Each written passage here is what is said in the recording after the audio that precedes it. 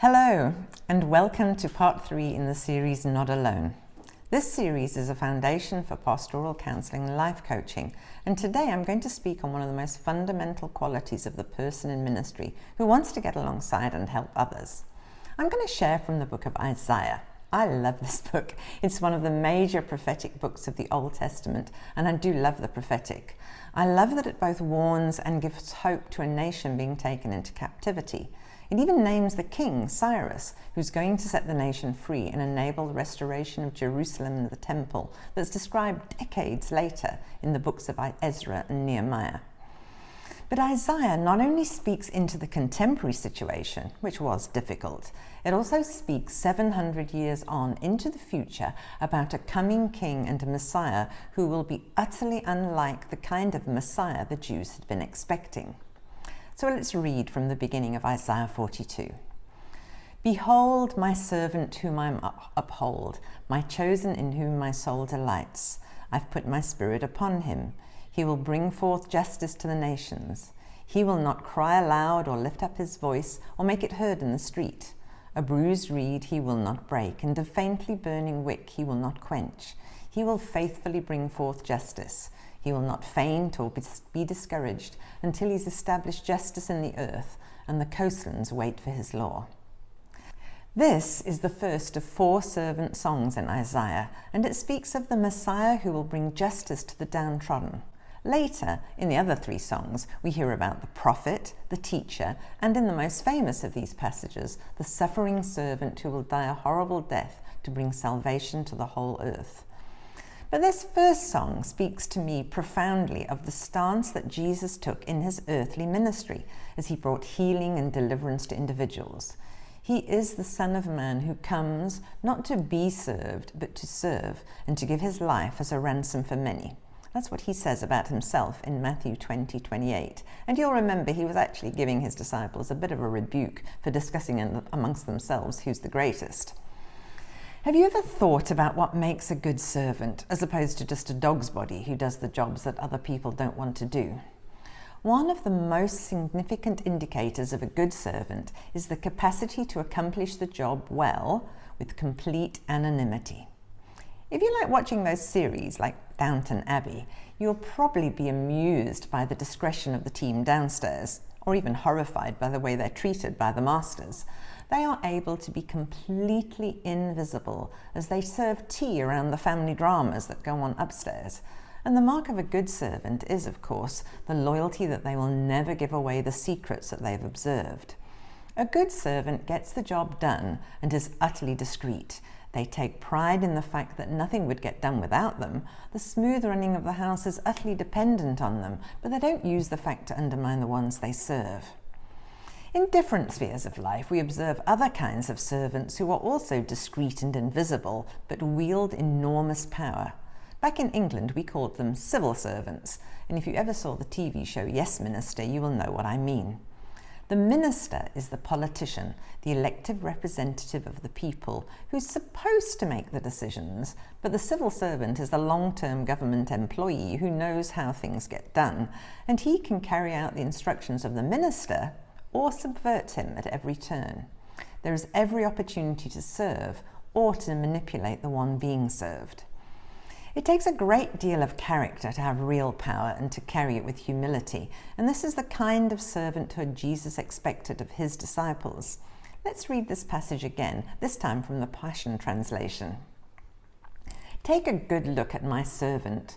I love him dearly, for he is my chosen one. I've taken hold of him in my strength, and I've clothed him with my spirit. He will cause justice to spring up for the nations. He will be gentle and will not quarrel with others in public. He will not exalt his own voice. He would never crush a broken heart, nor disregard the weak and the vulnerable. He will make sure justice comes to those who are wronged.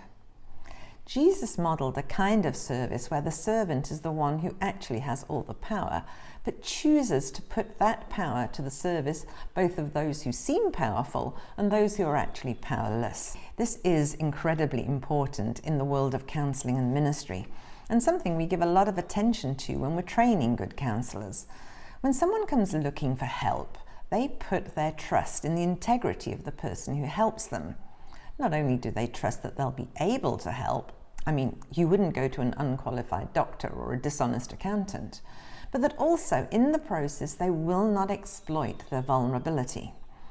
Secular counselling training emphasises the fact that who you are is as important as what you know. You, the counsellor, are an agent of change simply by being who you are in the relationship. Empathy, respect, honesty, integrity, vulnerability are all qualities that build the kind of relationship that empowers the other person. Have you ever wondered how Jesus became the most approachable person on the planet? He carried all the power, all the answers, and yet he was not so intimidating that people kept their distance. He constantly chose to make himself available to people. I've often wondered why Jesus told many people that he helped not to tell anyone. That flies in the face of all that we know about spreading the gospel. We want to share the good news, tell the testimony that will give someone else the faith to receive the miracle. But I think Jesus understood that he was most effective when he was almost invisible, when he was anonymous. The more famous he became, the greater the platform and pedestal people gave him.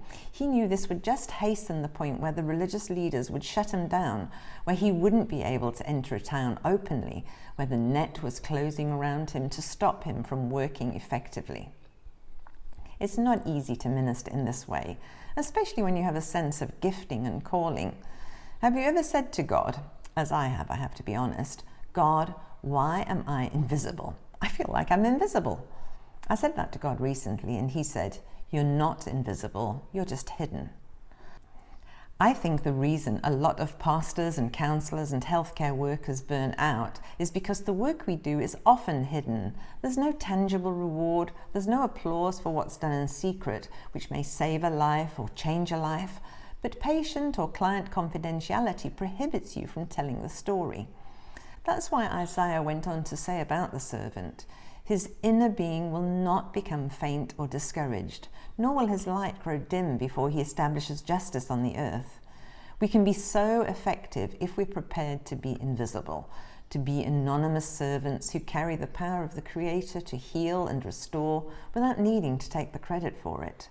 Stewards who receive from him the reward, well done, good and faithful servant.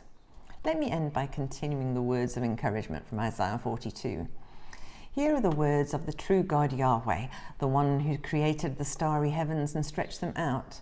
He is the one who formed the earth and filled it with life. He gives breath to every person and spirit to everyone everywhere. I, Yahweh, have commissioned you in righteousness to succeed. I will take your hand in love and watch over you. I will give you as a covenant for the people, a walking light to the nations. Your mission is to open blind eyes, to set prisoners free from dark dwellings, and to open prison doors for those who are held by darkness. So, go out there and do good and be effective, and know that as you do, your Heavenly Father smiles on you and rewards every good work done in secret. Have a great day. I'll see you next time.